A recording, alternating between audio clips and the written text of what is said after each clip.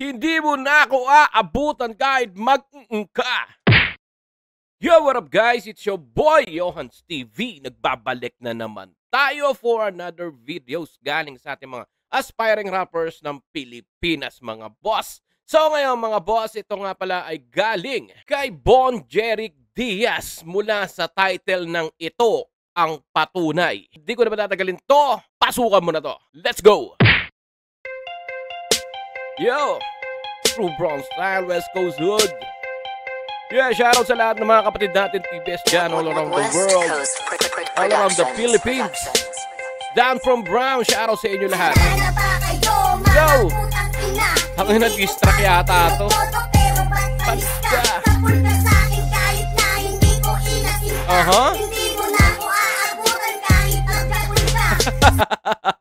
Hindi mo na ako aabutan kahit mag-ka.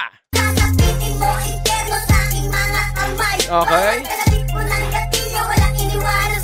Okay.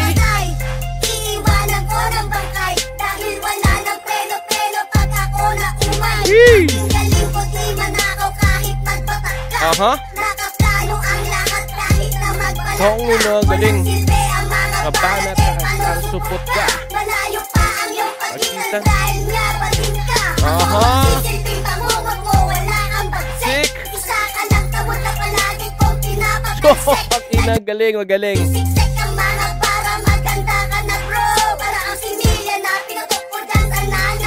Sheesh! Tangina niyan. Para kang si Emilia pinutok ko sa nanay mo. Yan.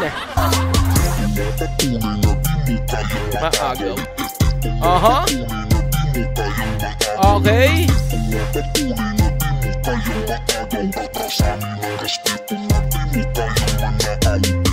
Men, ang ganda ng chorus niya, no?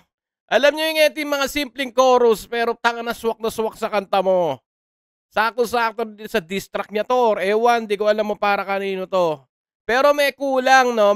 Ako nakukulangan ako. Maganda na yung lyrics niya eh. Talagang siksik na or talagang may gusto siyang patunayan. Kaya alam, kontindiin pa. Ganon. Kasi isipin nyo, kung magbibitaw ka ng mga ganitong klaseng lyrics, you should have the guts or kailangan mong patunayan, di ba? Yung pagbitaw mo ng boses, dapat hindi yung malumanay, dapat yung nakakarakter ka. Kung pwede mong gawing pasigaw or pagigil.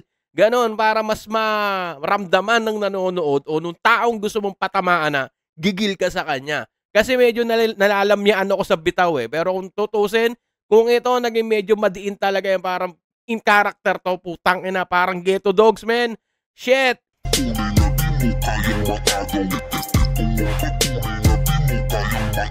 Yo! Ganda nung anong chorus ha. Maganda yung chorus, man. Gusto ko yung chorus. Ang manakaw.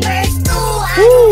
Nandyan pa rin kayo. Pakunyaring hindi nakikinig ang mga gago. Dahil yun dito nanay nyo at pagkahanutin ko. Nagpugin ko ang pukin ang malaman nyo. Ngayon sinong hindi mahusay, bakit ka nalaos? Mga kamote ng taon ay hindi sa akin kakalasin. Kung hirap gawin, tawagin mo kong boss. Para ang dumila ng putay ng lola ng menopause. Man, it reminds me yung Unknown Critics ng 187 Mobsta. Not just because sa boses niya, yung the way na mag-spit ng bars, man. Yung, alam mo yung parang nakakarinig ka lang ng mga ganyan sa mga kanto kapag may nag-aasara ng mga bata. Pag sinabing pangit ng nanay mo, amoy pati si pepe ng nanay mo. Yung mga gano'n, no, man. Ito reminds me Unknown Critics ng 187 Mobstas. Pero sayang, no? Sana mas madiin pa. Pero all goods naman, eh. All goods yan. Kailangan ng patunay para malaman mo. Sakin pa lang tapos ka na, wala pang kain to.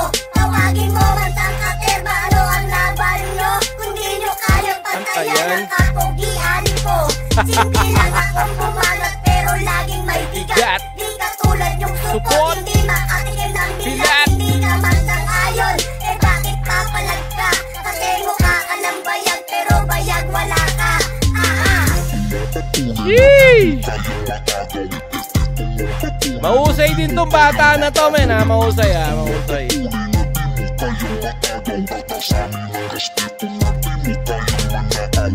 Diba, napaka-basic lang ng chorus niya.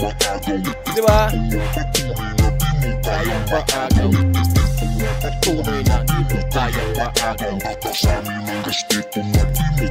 Manakaw. Aha. Parang ano talaga to, distract talaga to, putang na.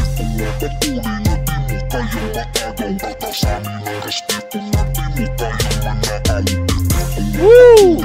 Puro chorus na lang pala to. So, kung puro chorus na lang pala to, no, siguro, mag-comment na tayo. So, ito ang patunay. Ito talaga ang patunay. Gago! Diba? Katulad nga ng sinabi ko kanina, na yung lyrics nando na eh. Diba? Yung pagkakabuild ng karakter niya, hindi pa ganun eh. Alam niyo yun? Diba? Kung magtatago ka lang din naman sa boses ng maliit na boses na ganyan, you should be in character.